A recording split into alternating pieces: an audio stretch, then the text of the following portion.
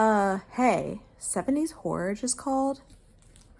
These two books answered. Will you?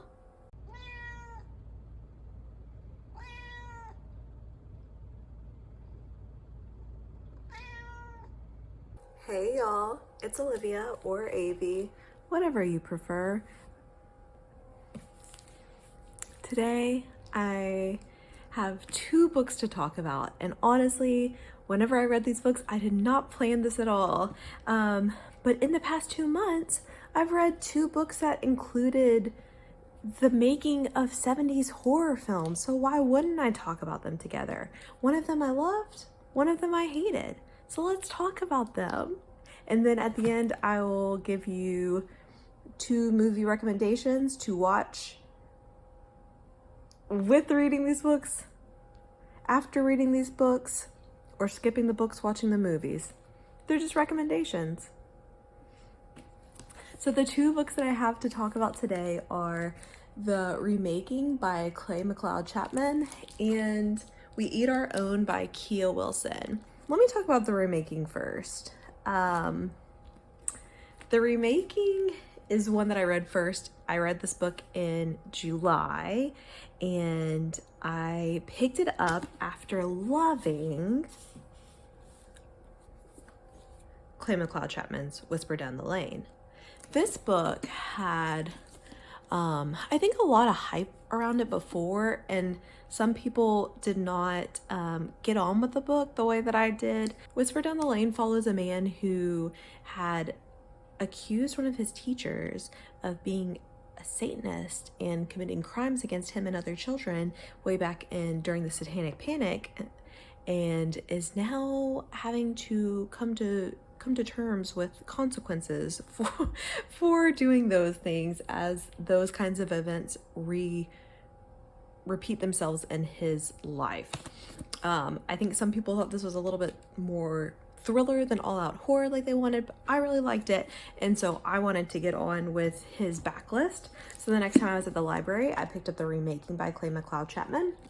The Remaking follows about 4 storylines. It starts with a 1930s, a witch burning in the 1930s, and then that story is told to you through a campfire tale in the 50s. That's an urban legend, and then that urban legend gets turned into a 70s horror film by the director who grew up in the town where this urban legend took place.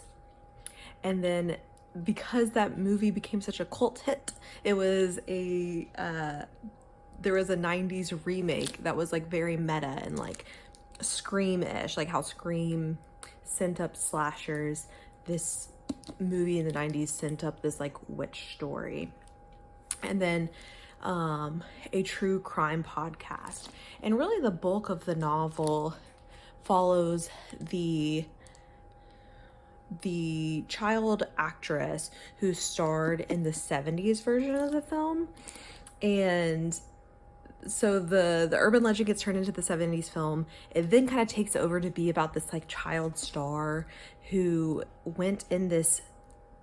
starred in this movie that went awry. That there's a lot of urban legends about the filmmaking itself during the 70s because something went very wrong. She went missing.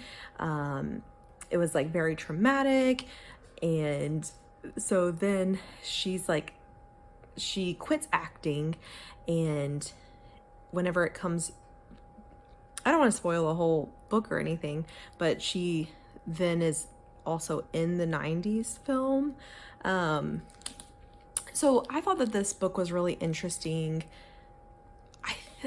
People also don't really get on with this book as much as I got on with this book. I thought it was really fun. It's kind of like the book equivalent of like a fun pizza party horror film, like the perfect pizza party horror film that you would watch like if you were like having a slumber party and you were in high school. Like it's spooky throughout, but it's more like fast-paced and thrilling with horror theming, which I think is one of the things that people don't love about this book, is that it's maybe not as like all out horrific as they want, but I really got on with it. And I also liked what it had to say in terms of talking about child stars, talking about parents' expectations for their children, and expecting labor from their children, and repeating traumas on your children. So the remaking of the story that the story kind of is themed about is the remaking of this like urban legend story, but you also see it echoed in the main character with like cyclical familial trauma. So I thought it was really interesting. I don't think that spoils really anything from the book, and I don't think there really is anything to like spoil. It's a fun ride, and like if that sounds interesting, this to me was 5 stars. I loved it. People do not like this book, and I loved it. So if you think that it sounds interesting, if you like books that are about movies or like stories that take place on movie sets, I think this one is really cool, and that it gives me what I wanted in terms of like the directors of like both the 70s film and the 90s film are a little bit unhinged, and I think a lot of filmmaking is unhinged and doesn't go the way that the directors expect, and you know, how that affected this actress who really didn't ask for any of this. But I also think that this book, other than like talking about like cyclical trauma and like the effects that has on children who then like reenact that on other people, that it also has a lot to say about like the state of horror and the state of how everything is like a remake and tongue-in-cheek remake, and they forget to tell a story. I also think that there's something really cynical about doing all these remakes that are tongue-in-cheek, because it doesn't take any risks. It doesn't take any risk to reference things and to be smarter than something else. It's definitely a lot more of a risk to put yourself on the line and tell something new and take a risk that way, that we see like all of these things like Ready Player One and Space Jam and any of the like referential horror remakes, meta films that there are, like Cabin in the Woods, which I thought Cabin in the Woods was a little bit better than the average meta thing. But those movies and shows and everything that's like meta, that a lot of times I'm not even just being cynical, this is the truth, it's like it's a known moneymaker to just like pop in all of these like references to other things, and it's like to sell merchandising, and I've had it. You can like what you like, but I would much prefer a sketchy original story versus an average meta thing like that's just like to sell merchandising. So that's what I thought about the remaking. The other book I read, We Eat Our Own by Kea Wilson, is very different. So this book follows a 70s horror director who is taking a brand new, fresh cast, never before seen to the world, no previous credits, no post credits, and takes them to the jungles of Colombia to make a cannibal Holocaust style film. And not that they reference cannibal Holocaust in here, it's like, you know, that's what they're referencing, but made around the same time as like Dario Argento and Mario Bava, like those Italian horror directors. So expecting a really like flashy slasher film whenever I picked up this book. No. This director decided that he did not want to make those kinds of films anymore on a soundstage in Italy, and he's like really gonna take them to the jungle. The plans seem not really fully set in place. The main actor does not have a script, does not know what his character's name is, does not know how long this is going to take. He just gets on a plane because he's so desperate for any kind of work and goes. So they are taken to an unknown location, and he kind of just like jumps in because the actor who was originally cast dropped out for mysterious reasons. And so then he just takes over from there and jumps into this film. He doesn't know when he's going to have lines, if he's going to have lines. He's kind of figuring out that there's not really a script. And that's kind of just like how the movie progresses. It just kind of seems like the director's like figuring out things on a whim. Meanwhile, there's like a second side of the story that's following like Colombian socialist revolutionaries. This is where things get dodgy, because I feel like to be a white person perched up in the United States to decide to write about socialist revolutionaries in the 70s, that you have to have some sort of place to talk about this from.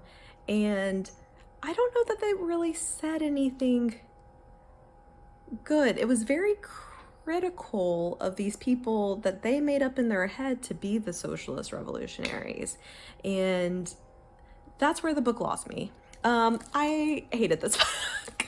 I hated this book, and that's okay. I think I gave it 2 stars because it's not like it was like the worst thing I've ever read. I read it in a day. Like, it was very, I don't really want to say it was page turning. I thought that there was eventually going to be something that happened that I would want to read, but it didn't.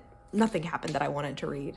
And I did not like, I appreciate that they wanted to bring in more elements to like make it more rich, but they weren't fully developed. This isn't a very long book. To decide that you want to have like a side plot in this horror novel about like a cannibal Holocaust style film in the 70s, you have to have a reason to put that in there. And I don't think that they really used that time wisely, that it didn't feel like the film set part was as interesting as it could have been, and that there could have been like more plot there, or that they could have more fully developed the political stuff. Although I don't know that it would have been very satisfying, because the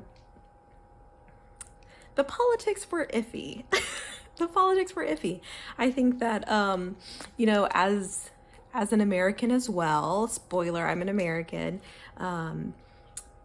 that we are kind of ingrained to be immediately critical and being able to paint any kind of like socialist or communist like revolutionaries throughout time as like the bad guy, without any kind of thought as to why we're doing that, or who it was that was in power that was telling you that they were the bad guy and that you shouldn't look any further into it. But that's kind of what I got from that book. So, loved the remaking. Very cool. Fun. Followed multiple storylines, and I was like, I knew, I mean, you know from the beginning that you're going to be following like a 70s film, a 90s film, whatever, and I was like so pumped the whole time to be like, oh, I wonder what's going to happen in the next part. So that one was cool from both the film side of things and the themes. Really like all around a solid read for me. We Eat Our Own. Hated the plot and hated the themes. Didn't do anything for me. But that being said, let's talk about some film recommendations. So a recommendation that goes alongside the remaking for me is Let's Scare Jessica to Death from 1971. Let's Scare Jessica to Death follows a woman who has just been released from a mental health asylum, and she goes to live in this country house, and like her neighbor may or may not be a vampire, and she doesn't know if she's really seeing these eerie things or if she's like going insane. This is a really beautiful film. I think it's underrated. A co-writer on this, a credited writer on this film was Sheridan Le Fanu of writing Carmilla fame.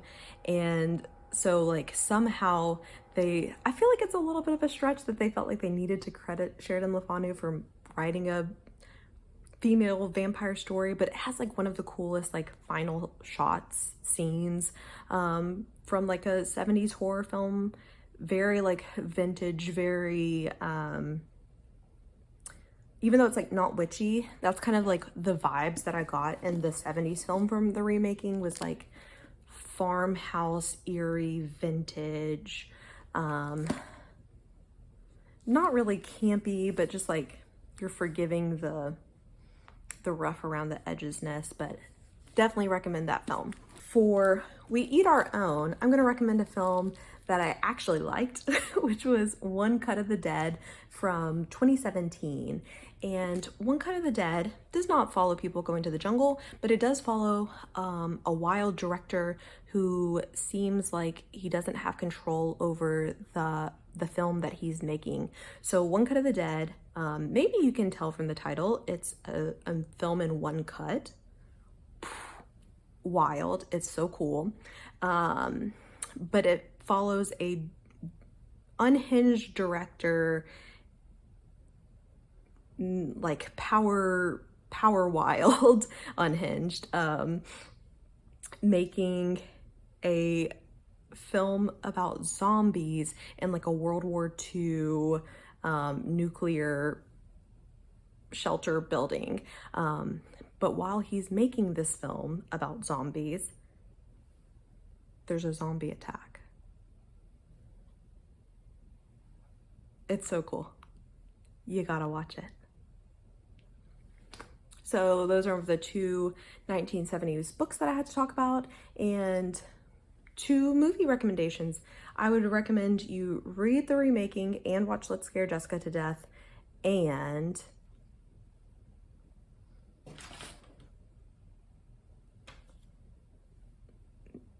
yeah, I mean, check out We Eat Our Own if you want to, but I would definitely recommend checking out One Cut of the Dead. But thank y'all so much for listening.